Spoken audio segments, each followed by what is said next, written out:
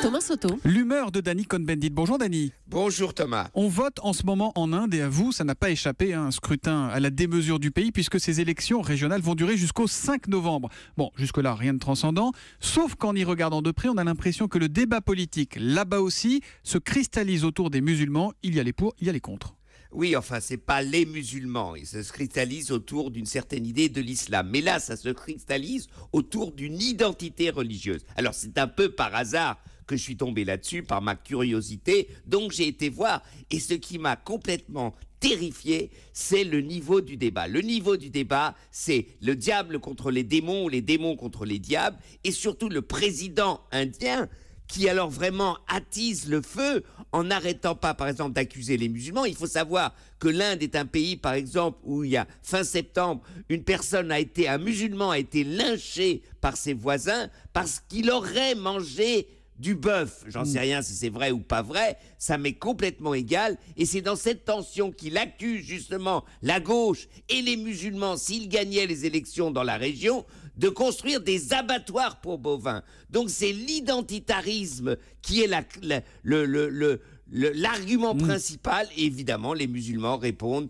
par leur identitarisme, ce qui n'est pas très démocratique par les uns et les autres. Mais Danny, au-delà de ce cas indien, on a l'impression que la question des musulmans, de l'islam, est devenue le sujet de débat, de discorde, de controverse, d'opposition mondiale quasiment. Comment on en est arrivé là ? On en est arrivé là que d'un côté, il y a des angoisses, des crises, etc. Et il y a effectivement des musulmans, non pas l'islam, mais des musulmans, donc un islam agressif, intégriste et même terroriste. Et là, on se laisse aller dans notre manichéisme. C'est-à-dire qu'à partir d'un moment où on est terrorisé avec raison par Daesh, et Daesh, alors là, accélère nos angoisses, et de ce fait, effectivement, alors, les politiques instrumentalisent ces angoisses et ces réalités pour nous faire peur, et là, on réagit d'une manière craintive. Comment on en sort ? Eh bien, en restant cool.